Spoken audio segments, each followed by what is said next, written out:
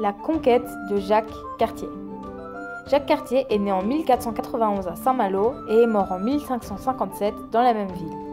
Élevé dans une famille de pêcheurs, il a très rapidement appris à naviguer, ce qui fera de lui l'un des navigateurs et explorateurs les plus célèbres du monde. Cartier a toujours eu une idée. Il veut aller en Asie par la route de l'Ouest entre le détroit de Davis et la baie de Baffin. Il veut aussi trouver des richesses. Il veut également diffuser la foi chrétienne. Mais le plus important pour lui, c'est d'agrandir le territoire français. Alors, pour réaliser ce projet, il se tourne vers le roi de France, François Ier, pour lui demander de financer un voyage. Ce à quoi celui-ci répond « Ok ». Alors, le 20 avril 1534, Cartier s'engage dans le golfe de Saint-Laurent.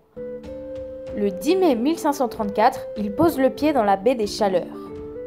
Le 6 juillet 1534, il rencontre le peuple local, les Micmacs, et rapidement, des échanges d'armes et de tissus ont lieu. Puis, Cartier part vers Gaspé, au nord. Là encore, il rencontre un nouveau peuple local, les Iroquois, et leur chef, Donnacona. Donnacona explique qu'ils vivent juste ici, à Stadacone, mais qu'en réalité, ils viennent pêcher à Gaspé. Et encore une fois, des échanges ont lieu.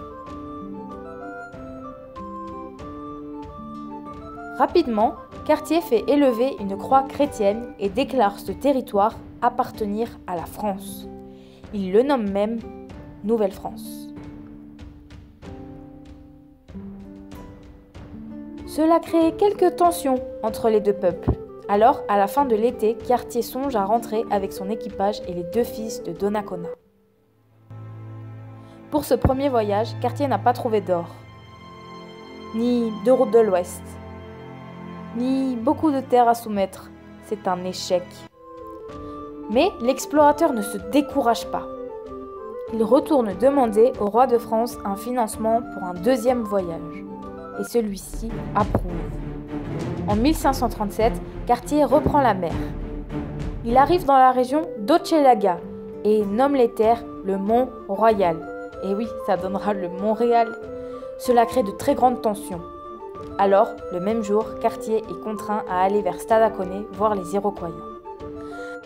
Ah, le grand moment des retrouvailles entre Domagoya, Taïgoani et leur père, Donnacona. Ensuite, Cartier songe à rentrer, mais la neige commence à s'abattre et les navires sont bloqués. De plus, les maladies commencent à toucher les Français et une grande partie de l'équipage meurt du scorbut. Mais à la fin de l'hiver, le soleil revient et il peut enfin repartir. Alors, il enlève de force 10 Iroquois et Donnacona, puis les oblige à aller en France. Ce deuxième voyage est un échec. Jacques Cartier est persévérant. Il va voir le roi de France et il lui demande un financement pour un troisième voyage. Le roi accepte, mais à une condition. Jean-François de la Roque de Roberval sera à la tête de l'exploration. Que le capitaine prend du retard, Cartier part seul en 1541 à Cap-Rouge. Il fonde la colonie de Charlesbourg et fait édifier un fort, et cela crée de grandes tensions entre les peuples. Alors, Cartier part à Stadacone voir les Iroquois et leur annoncer la triste nouvelle. Donnacona est mort en 1539 sur les terres françaises. Cela crée une grande guerre et Cartier est obligé de retourner en France. Néanmoins, dans son voyage, il aura récupéré de l'or et de la pyrite. Alors, il fait estimer son butin. Sa valeur, 0. En réalité, ce ne sont que du quartz et de la pyrite. Et c'est de là que vient l'expression « faux comme un diamant du Canada ». Cette mission est un échec. Il faudra attendre jusqu'à la fin du XVIe siècle pour que quelqu'un se réintéresse à la Nouvelle-France, tant ces missions auront été périlleuses.